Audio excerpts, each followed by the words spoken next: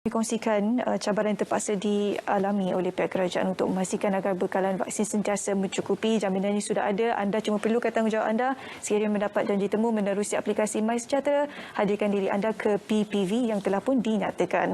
Okey, masih lagi sebenarnya kita ingin bercakap berkenaan dengan COVID-19 ini. Cuma sekarang ini kita berikan penumpuan sedikit ke arah teknikaliti, terutamanya di fasiliti-fasiliti kesihatan.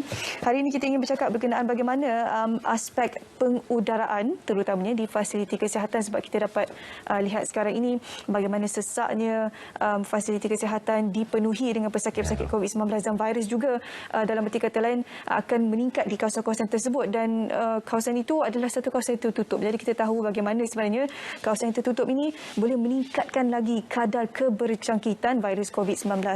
Jadi hari ini tiga tetamu di studio kami bawakan untuk bercakap berkenaan dengan topik ini. Selamat datang diucapkan kepada Engineer Dr. Khairul Azmi Kamaluddin selaku Timbalan Pengarah Kanan Perkhidmatan Bahagian Perkhidmatan Kejuruteraan KKM Putrajaya. Juga di tengah ini kami bawakan iaitu Engineer Teknologis Muhammad Hisam Saad selaku Ketua Penolong Pengarah Jurutera Mekanikal KKM Putrajaya. Juga di ujung sana kami bawakan Teknologis Nur Muhammad Razif Noraini selaku Pakar Teknikal 3 Jabatan Rundingan Penyelidikan dan Pembangunan NIOSH. Okey, apa khabar semuanya? Selamat pagi. Alhamdulillah, sihat. Okey, saya bersama dengan engineer pagi ini. Sekarang ini saya bersama dengan pakar psikologi dan sebagainya. Jadi hari ini kita sikit teknikal lah. Kita nak bercakap berkenaan dengan sistem pengudaraan di fasiliti kesihatan. Mungkin ramai tidak mengetahui. Kita seringkali bercakap berkenaan PPE dan sebagainya, penyimpanan vaksin dan sebagainya. Jadi mungkin sedikit pengenalan terlebih dahulu daripada Dr. Khairul sendiri berkenaan dengan sistem pengudaraan di fasiliti kesihatan sekarang ini di Malaysia. Ya, terima kasih Puan. Jadi kita sebagai kejuruteraan di Kementerian Kesihatan, isu ventilasi ini can be very technical. Tapi kita perlu memberi kefahaman kepada semua yang kita melaksanakan banyak perkara di belakang tabir untuk memastikan our frontliners ni bekerja dalam keadaan yang selesa, selamat dan sebagainya. Jadi kita punya sistem udaraan ataupun ventilasi di hospital mesti tip top lah, yang paling baik. Kita pastikan tu untuk sepanjang COVID ni dan sebelum juga.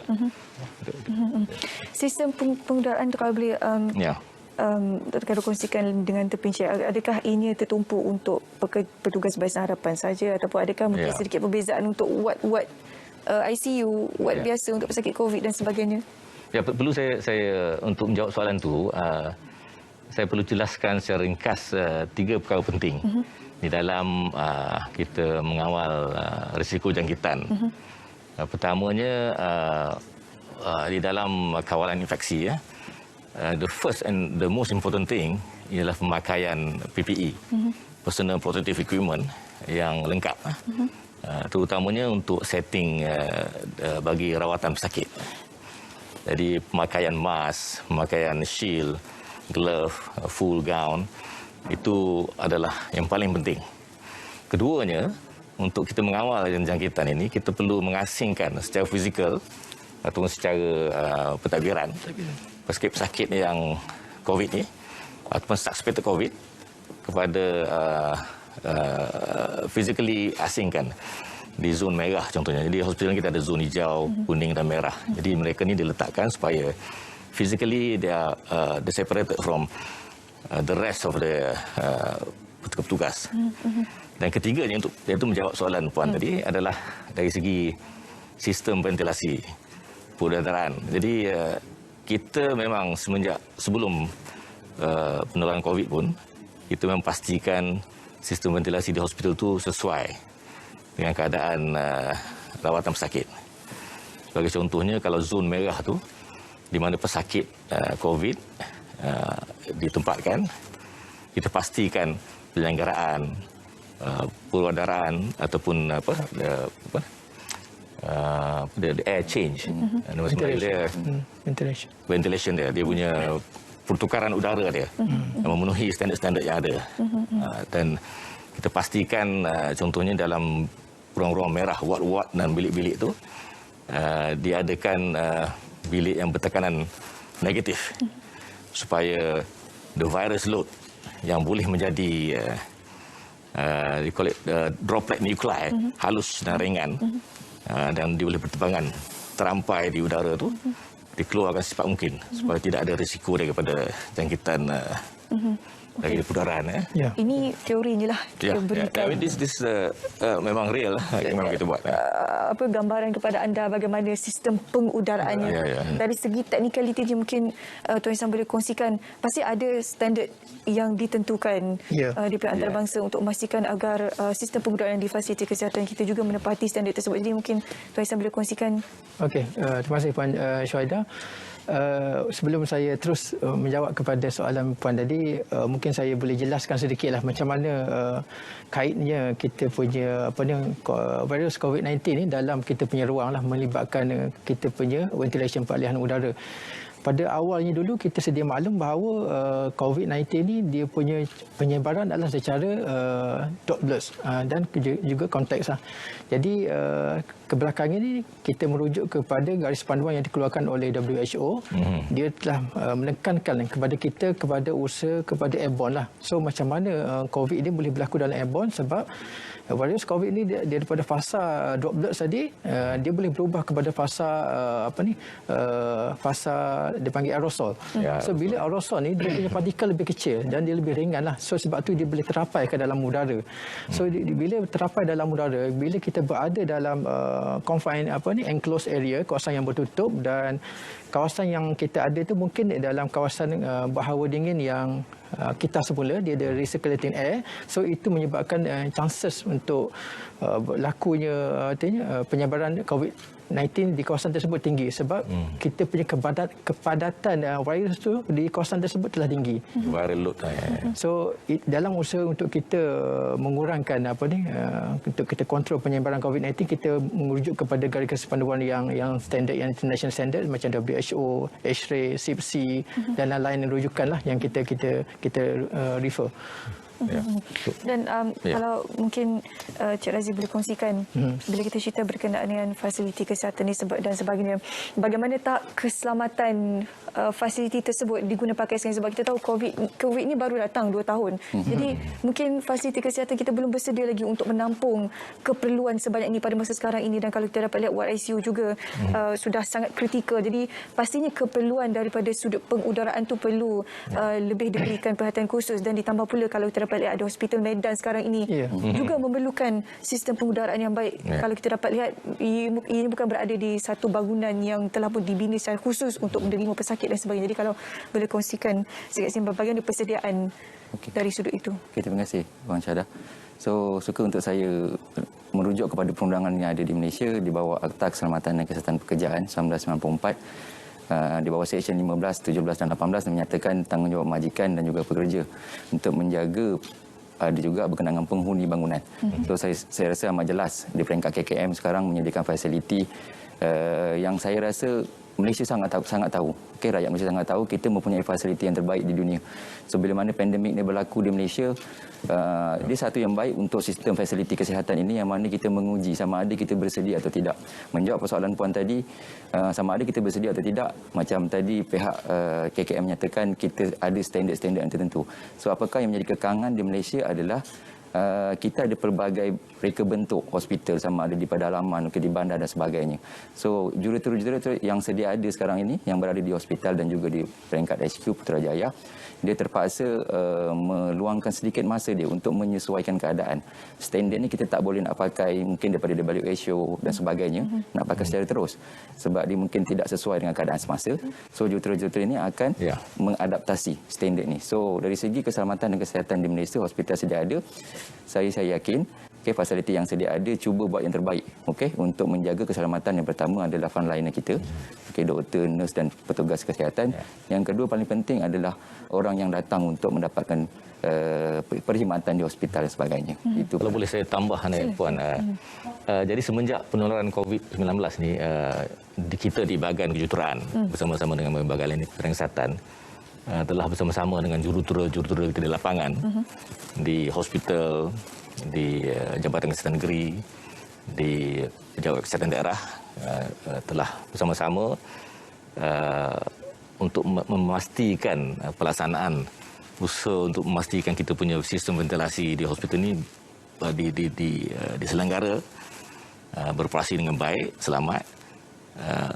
Tujuan dia supaya kita punya frontliner ni dapat melaksanakan tugas dia dengan baik dan penjagaan kesihatan yang dengan baik. Jadi selain daripada itu, kita juga memberikan khidmat nasihat teknikal kepada lain-lain organisasi seperti PKRC di MIPS, seperti pusat-pusat kuarantin.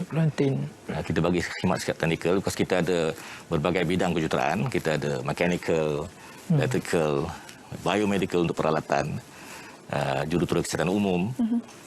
Kita ada pelbagai yang saya tak mention sini lagi. Civil, okey. Jadi mereka ni akan memberikan nasihat-nasihat teknikal. So kita mempunyai pengalaman yang dalam mengenai isu bukan saja isu ventilasi, isu-isu lain seperti kita sediakan bas ambulans. Yang kita sediakan gas perubatan untuk merawat pesakit-pesakit yang dibawa daripada MIPS ke Hospital Sungai Buloh. Dan kita letak gas perubatan untuk kategori 3, 4 dan sebagainya. Kita buat sediakan fasiliti tambahan untuk ICU, Intensive Care Unit, yang bertekanan negatif. Jadi kita ada di beberapa hospital, tambah lagi ward-ward ini sebab tak cukup sekarang kan. Pada masa yang sama kita buat juga field hybrid ICU. Hybrid ICU. Dan pengebosuaian ward-ward yang sepatutnya bukannya untuk COVID, tapi kita ubah sesuai keadaan dia, tambah gas perubatan. Kita pastikan gas perubatan ini mencukupi untuk pesakit, untuk hospital, dan itu kita buat semenjak even sebelum penularan ini berlaku. Jadi ini amat penting untuk keselamatan dan keselesaan petugas dan juga pesakit kita. Persediaannya perlu dilaksanakan sebelum perkara itu berlaku. Persediaannya perlu direncanakan, dan kita akan berbincang dengan lebih lanjut sebenarnya bagaimana sebenarnya halangan dan juga cabaran yang perlu dilalui oleh mereka ini untuk memastikan agar sistem pengudaraan di fasiliti kesihatan kita sentiasa terjamin. Tapi sebelum itu kami nak bawa anda ke Continuous terlebih dahulu. Ini merupakan berita radio visual yang kami bawakan untuk berkongsi pada anda berkenaan berita terkini. Jadi kita terus saja bersama dengan rakan penyampai di Continuous. Selamat pagi Malaysia, itu dia segmen dari Continuous kami bawakan untuk anda. Bagi anda yang baru saja bersama dengan kami, hari ini sebenarnya kita ingin bersambung berkenaan topik bagaimana aspek pengudaraan di fasiliti kesihatan. 3 tetamu kami bawakan di studio, semuanya merupakan tulang belakang yang merencanakan dan juga memastikan agar pelaksanaan sistem pengudaraan ini dapat dicapai sekurang-kurangnya memadai untuk semua petugas fasiliti, petugas barisan hadapan kita. Okey, kalau Dr. Khairul boleh kongsikan dengan kami sekarang ini, pihak Pertubuhan Kesihatan Sedunia WHO ada memberikan kenyataan bagaimana sebenarnya satu kawasan tertutup boleh meningkatkan risiko jangkitan COVID-19 dan sebagainya, dan ini merangkumi sistem pengudaraan bila kita bercakap berkenaan sistem yang tertutup. Jadi bagaimana setakat ini struktur di fasiliti kesihatan kita di Malaysia ini mengambil garis panduan ditetapkan oleh WHO dan diguna pakai di fasiliti kesihatan di sini? Baik Puan, jadi WHO baru-baru ini telah keluarkan satu panduan yang dipanggil Roadmap to Improve and Ensure Good Indoor Ventilation in the Context of COVID-19. Jadi panduan ini bertujuan untuk memberi kefahaman dan pengetahuan kepada semua kepada situasi COVID ini untuk setting fasiliti healthcare facilities, ruang-ruang penjagaan kesihatan di hospital, dan juga untuk tempat-tempat pertemuan awam, macam the mall dan sebagainya, dan juga untuk rumah-rumah persendirian. Jadi di 3 setting ni WHO memberi kita panduan macam mana sekiranya dia tidak menepati